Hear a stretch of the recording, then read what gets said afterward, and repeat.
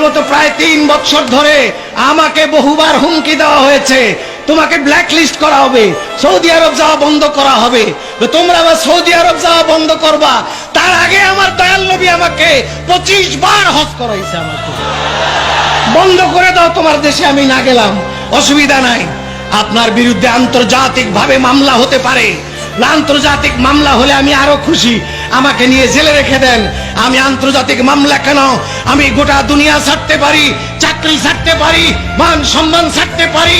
যদি আমাকে জঙ্গলের কোন গর্তে বসবাস করতে হয় সেটা আমি রাজি আছি, কিন্তু আমার রাসূলকে আমি বুক থেকে সরাতে পারবো না, আমার রাসূলকে আমি বুঝতে পারবো না।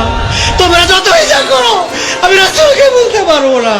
আমি মনে করি পৃথিবীর শ্রেষ্ঠ আলেম, পৃথিবীর সবচাইতে বড় আলেম, পৃথিবীর 700 কোটি মানুষের শ্রেষ্ঠ জ্ঞানী ব্যক্তি, আলেম ব্যক্তি, তার ভিতরে যদি আমার নবীর প্রেম না থাকে, তার ভিতরে যদি নবীর আদব না থাকে, আমি তাকে আমার পায়ের জুতার সুতলা মনে করি, এর বেশি মনে করতে পারি না।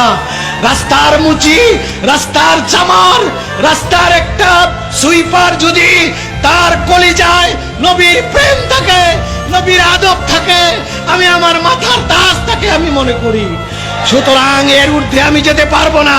সৌদি আরবের দরকার নাই, মক্কার দরকার নাই, মদিনার দরকার নাই, মদিনাওয়ালা মক্কাওয়ালার দরকার আমার। তার কাছে আমি থাকতে চাই, বেহেশতের দরকার নাই, জাহান্নাম থেকে বাঁচতে চাই না, আমি বাঁচতে চাই মরার পরে আমার কবর হবে আমার নবীর কদমের তলে। এটাই আমি প্রত্যেক ইমানদারের কামনা হওয়া উচিত।